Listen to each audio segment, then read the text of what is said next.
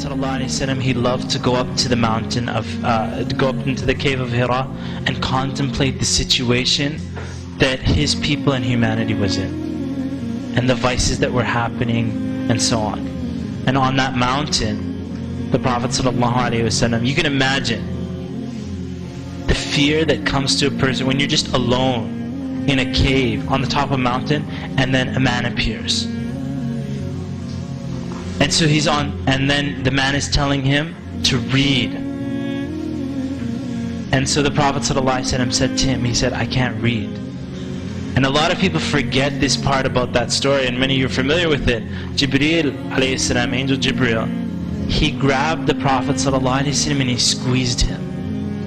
And he pressed him so hard. So not only the fear of seeing that person there, but he pressed him so hard until the Prophet ﷺ said, I felt I was going to die. And then he let go of him. And then he said, read. And the Prophet ﷺ said, I can't read. And then he squeezed him again until the Prophet ﷺ said that I felt I was going to die. And then he said to him, read. He said, I can't read. And then he pressed him again until he felt he was going to die. And then Jibreel alayhi salam told him, ikra bismi rabbika alladhi khalaq, khalaqa al-insana min alaq, ikra wa rabbuka al-akram, alladhi allama bil-qalam, allama al-insana ma lam ya'lam. And so the Prophet ﷺ, as he was walking away, and he saw Jibreel in this stance, in another point afterwards, he saw Jibreel in his original creation, covering the entire horizon. Nobody saw Jibreel, but the Prophet ﷺ saw him. And so he came home frightened.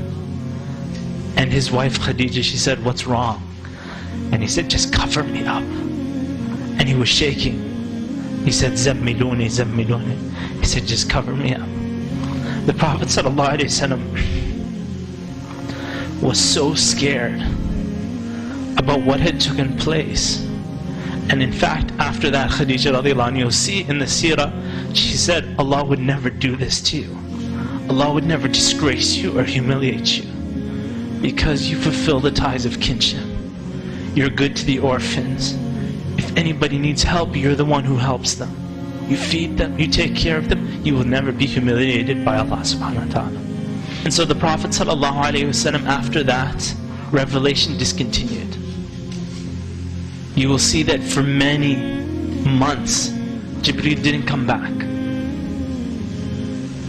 until he felt that Allah was angry with him.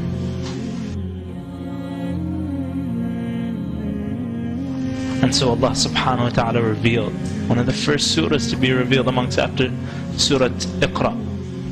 Allah Subhanahu Wa Ta'ala revealed Surat al-dhuha, waddoha wal-layli idha saja, mawadakara boko wa qala. That Allah Subhanahu Wa Ta'ala is swearing by the daybreak that He hasn't abandoned you and He's not angry with you. And so it's a preparation to prepare the Prophet ﷺ for the enormous tests that are about to come.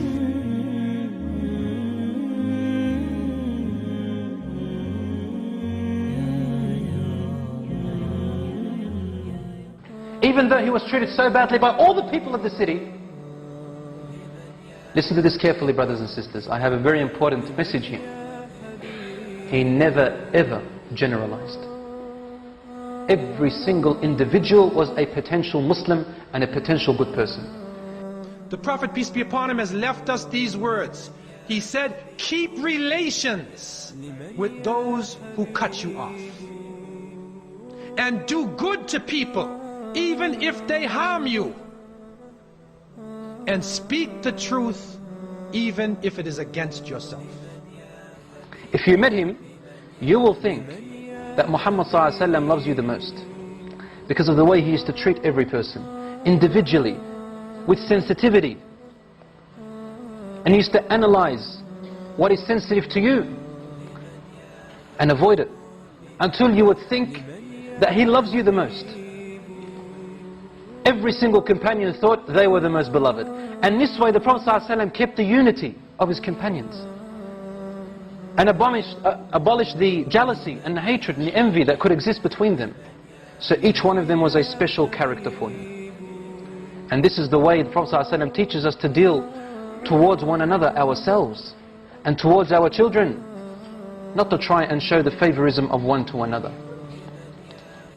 He said, I was amongst the crowd hustling and jostling and shoving to come and see the Prophet ﷺ. And he said, when I saw him, the first impression I had of him, he said, I knew that his face was not the face of a liar.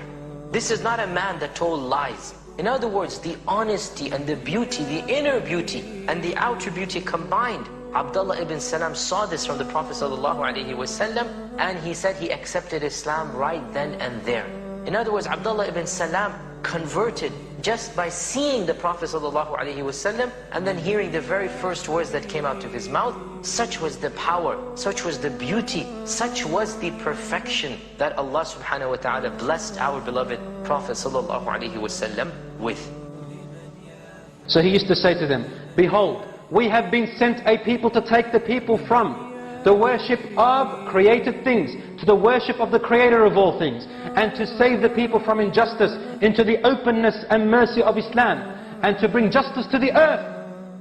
Do not kill an old man amongst your enemies if he is not fighting you.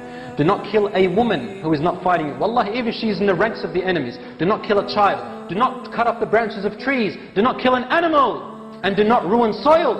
And do not be excessive in killing. Do not mutilate the bodies. And look after the affairs and the conditions of war. And if you hold captives out of this war, then feed them from what you feed from your family. And treat them well as you would treat a guest. For they are your captives and you have power over them. And Allah does not like people who have oppression over the weak ones when they have power over them.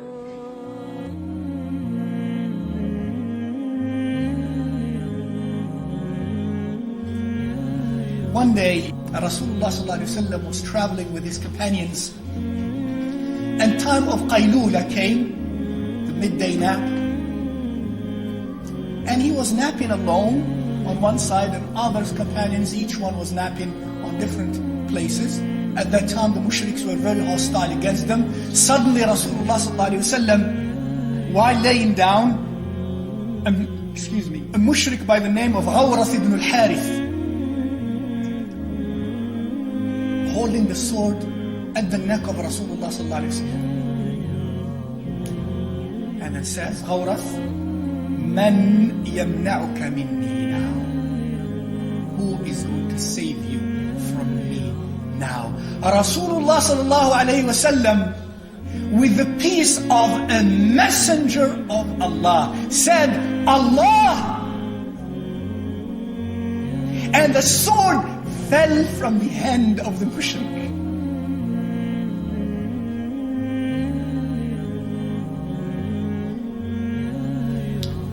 He picked it, Sallallahu Alaihi Wasallam, and then held the sword to the neck of Ghawrath and said, who is going to save you from me now?